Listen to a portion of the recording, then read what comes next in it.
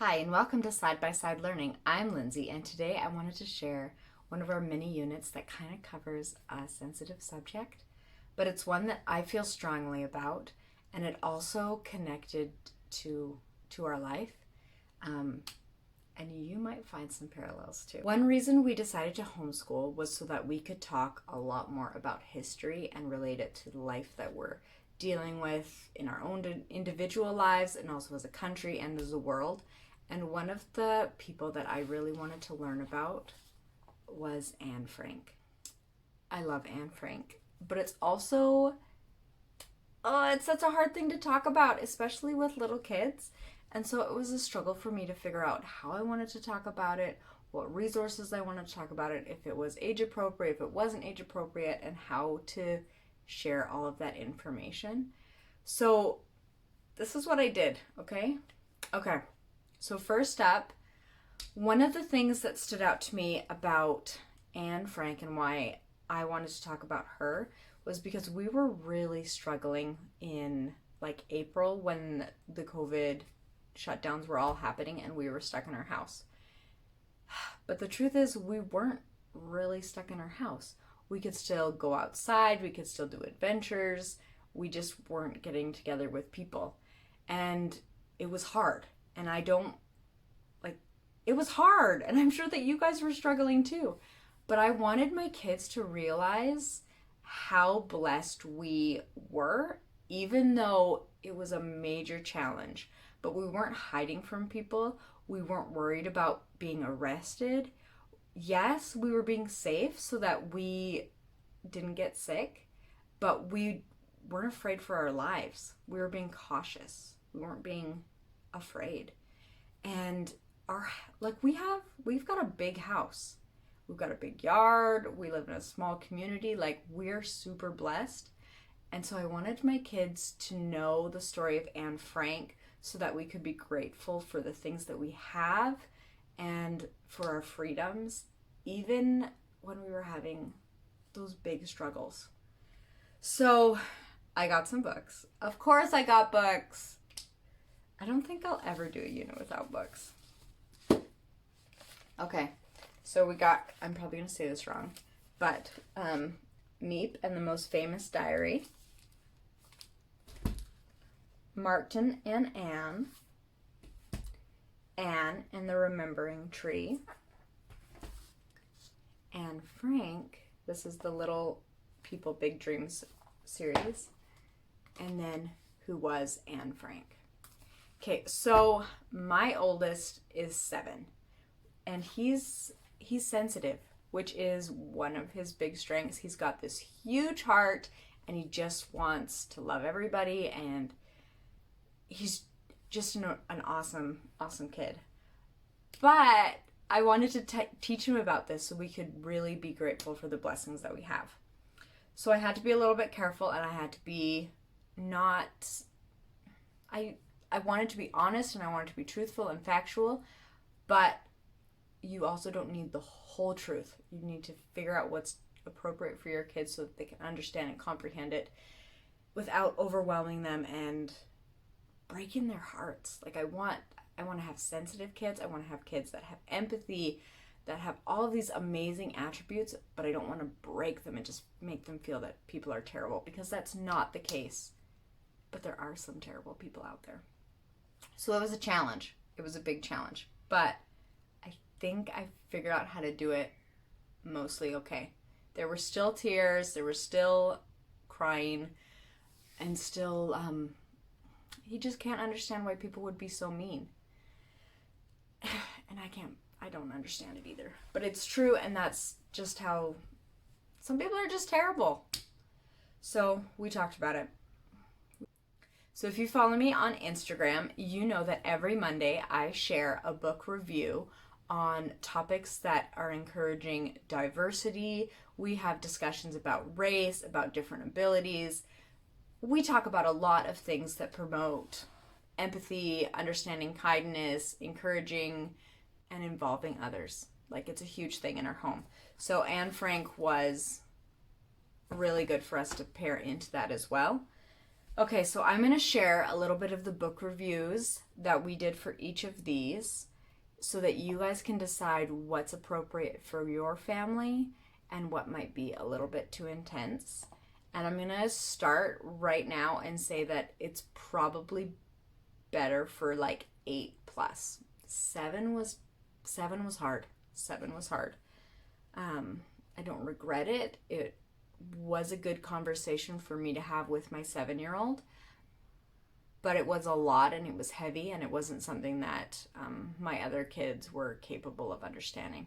I started trying to teach it as a family lesson, and then I just thought, nope, they're not ready.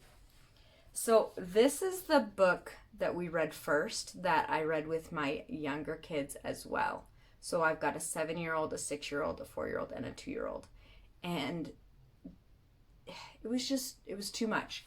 But it wasn't a ton. Like it wasn't too much. It just wasn't, it was over their head. So it starts off talking about Anne and her family, how they were happy and they lived in Germany. But then it quickly talks about how they had to move away because they were being treated terribly. And then, so they didn't run. So they relocated to Holland, but then eventually the Nazis took over Holland too. And in this picture, it talks about how all the Jews had to wear these stars. So then I was able to talk to my kids about wearing stars and why they had that enacted and what it meant to other people. And this was a really hard page too. I don't know if you can read that. But it says that there was an ugly man with a little black mustache who became the leader of her country. His name was Hitler. He hated the Jews and wanted them to disappear. And my younger kids were just like, oh, they just disappeared. Whatever. Kind of like maybe they're playing a game, maybe they're playing hide and seek. It just right over their head. But my 7-year-old was like, people don't disappear. And I was like, I know, buddy. And so that was a hard thing for him to be like, he actually, like, he's killing people. He wants them dead and disappearing. Like, yep, buddy, that's what happened. Okay, so in this book, it talks about her diary. And then eventually, they get on the train and they go to the concentration camps, which is the worst place to live. It doesn't talk about concentration camps, which I appreciated. But also, my son was like, what's a concentration camp? I'm like, okay, let's have that little conversation. So we talked about it a little bit, but I didn't go into a lot of detail. We talked about how people were treated really poorly, and in lots of the camps, people were killed. I didn't talk about the details that they were killed. I didn't talk about necessarily the specifics on how they were treated. We talked about starvation, how they were beat lots of times, forced to work. So we talked about some of the like nitty-gritty gross stuff, but not all the details. And then in the end, it talks about Otto, Anne's dad, and how he has the book published, even though it's heartbreaking for him. Like, I can't even imagine. I'm really familiar with the Anne Frank story, and when I went to Amsterdam, I visited where her family lived. But reading these stories again as a parent, oh my gosh, I was bawling, he was crying. It was good, and it was really hard. This book was a really interesting one. It's written from the perspective of a tree, and I've never heard of it, and I don't even remember the importance of a tree in any other Anne Frank stories. I missed that. I don't know how, but I really enjoyed this one. In the beginning of the book, it talks about life as a tree and how it enjoyed having the kids run around and play and having kids climb in it and how the seasons came and went. And then things changed. So it talks about the Nazis and how they didn't like Jewish people and how they were treating people terribly and they wanted to get rid of all the Jews in Europe. And I really like this. It says, I didn't understand why anyone would want to do this, but I was a tree. And how many times in life do we see something and we're like, well, I don't understand. I'm just a mom. I don't understand. And you can see the effects of lots of these things outside of your situation, even if you don't completely understand it or know why it's happening. Like, you can have empathy in a lot of different situations. And this tree was an empathetic tree. So this tree watched Anne and Margot, I think I said that right, grow up and become these amazing women that were living in the secret annex, and it just like watched them through the window as they grew and they changed. And then it saw the Nazis come and take them away, and he didn't know what was happening, and he was waiting for Anne to come back because they had a relationship. Anne watched him out the window and he watched her, and he just wanted to have an experience and have Anne come out and play, but obviously that couldn't happen. Eventually the tree got old, and so they built supports to try and keep it up, and eventually it broke. It was 170 years old. That's crazy. And people came visiting the tree. And also, because this whole tree situation is new to me, I loved this. They gathered some seeds and some saplings, and they planted this tree around the world. So there's some in all different places, as reminders of what happened to Anne and Margot and what hatred can do. We need those reminders. We need them. I wish we didn't need them, but we need reminders. We need that. This book. This is about this woman here. Okay? Mayap. Did I say it right? She worked for Otto, which is Anne Frank's dad, and she was there to, she got to know Anne and her family, protected them, brought them things that they needed, and she watched them get taken away from the Nazis. So this is Mayap, and this is the Nazi guard, Nazi soldier, and he, when they found the family and they took them away, he was going to take her away because she was also doing something that was illegal. She was protecting Jewish people. And turns out that she recognized the accent, and they're from the same place. So he spared her life, which is incredibly lucky and a blessing and a miracle and all those sorts of things. And when the Nazis took the Jewish families to the concentration camps, they went back and they went through all of their things. They took the jewelry, they took the books, they took all of the papers, everything. And so this lady, when after the soldiers warned her, don't touch anything, don't do it, we'll be back. And so she was paralyzed for a while, which rightfully so, just what do you do in this situation? But eventually what she did is she went up to where her friends were living, and she took a few things. She took a journal, some papers, and she took Anne's scarf. And she hid them in her desk. And then the Nazis came and they took everything. And then she just waited and hoped that they would return. And it was such a long time, years. And Anne and her sister and their mom never came back, but her dad Otto returned, and the mom had saved Anne's book and returned it to her father, where he read it and just was so grateful that she had saved that piece of history. But this woman, Mayap, was not able to read the diary for years and years. When she was an older woman, she did finally read it and was very touched and moved. The thing that really stood out to me in this story was how the simple act of grabbing the journal was able to preserve history in a way that we wouldn't have been able to do it. We wouldn't have these records if it wasn't for this amazing woman who had the courage and the bravery to do what she thought she needed to do. And it was a springboard of a discussion for my son. We were able to talk about family history and genealogy and why we keep a journal. he doesn't quite keep a journal, but we were able to talk about like my grandma, how she passed away and she has journals. And one day we're going to be able to read them. My grandpa's not ready for us to read them, and that's fine. But one day we're going to be able to read them and connect with her, even though she's no longer with us. And that's hard because, of course, we love her and we miss her. But there's power. There's power in words. And Anne Frank is one of those situations where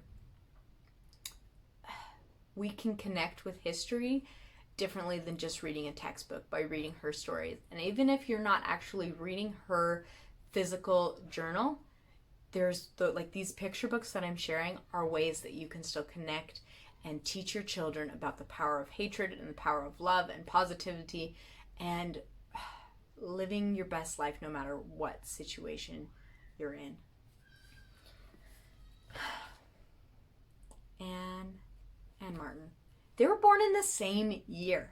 I had no idea. No idea. World apart, like on the other sides of the world, but both of them, amazing lives. Things that Anne and Martin stood for are very similar, okay? And so in this book, there's a page about Martin and there's a page about Anne. So Martin couldn't go to school because of his skin color, and Anne couldn't go because of her religion. It talks about how they were treated, where they could go, about signs, how there was white-only signs and Jewish not allowed signs.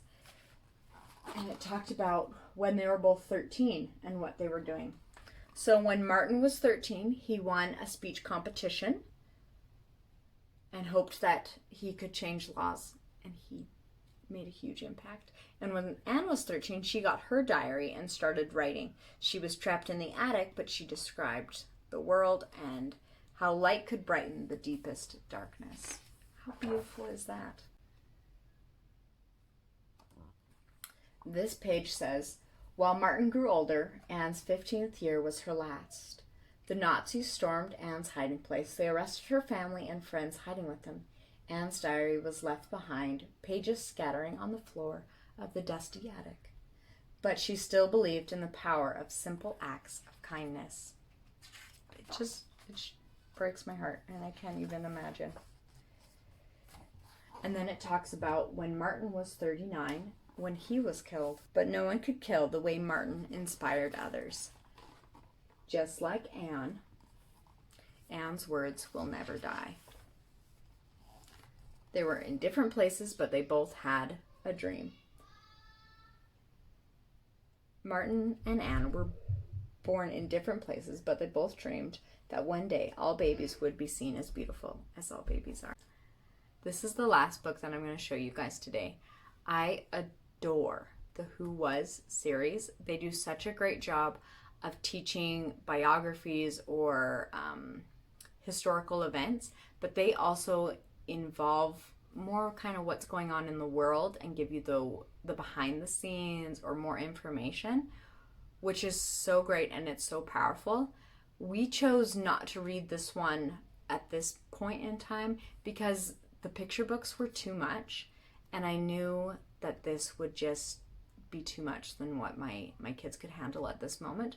But I'm really glad that we bought this one to have as a resource in our home, because we're going to need to get to this. We're going to need to talk more about hate. We're going to need to talk more about communism and about why Hitler did the things that he did. We're going to need to talk about the world wars. We're going to need to talk about standing up for what is right instead of what is legal.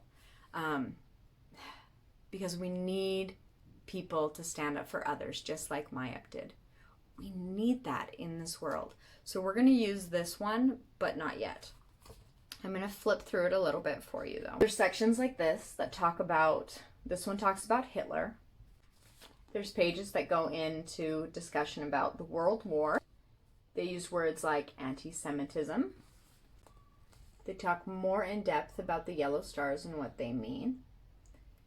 And then on this next page, it talks about the Star of David. That gives you some more context why they chose that symbol. And it even talks a little bit more about Meep and her husband Jan. I also like how this book doesn't just focus on their capture. It is in the book, but it's it's so much more than just the ending of the story, because they had a life in the secret annex. They had a life before they were hiding, and there's so much to talk about. So I'm really glad that this book didn't just fixate on the capture and life. They just did such a good job. But here's the pictures of the capture. So as you can tell, like, they're intense. They're emotional. They're a little scary, a lot scary, but they're not done in a graphic way that is inappropriate. But if your kid is ready for these deeper conversations, this would be a good one. And it even shows pictures about the Jews getting into the trains and where they were going.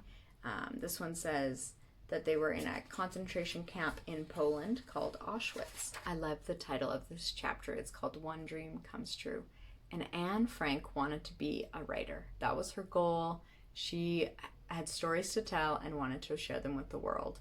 Unfortunately, she only lived to be 15 and wasn't able to reach her potential as a writer, but her words in her journal have impacted the world. And I hope that we keep reading her books and keep sharing her story for forever. So Anne's dad, Otto, got her book published, and they called it, first it was The Secret Annex, but later they changed it to Anne Frank, Diary of a Young Girl. And the last words in the whole book are, "In spite of everything, I still believe that people are really good at heart." Like, that's just, it's so touching that someone that's going through something that's absolutely terrible can still see the good in people. I want my kids to see the good in people, and I want them to see past the hatred and help the people that need the help. So let's look for the good in people. Let's stand up for those that we can. Let's do our best and learn from Anne. You guys can do it. Thanks so much for joining me today. I hope you remember to subscribe. Please watch these videos. There's a playlist, and then there's my most recent video.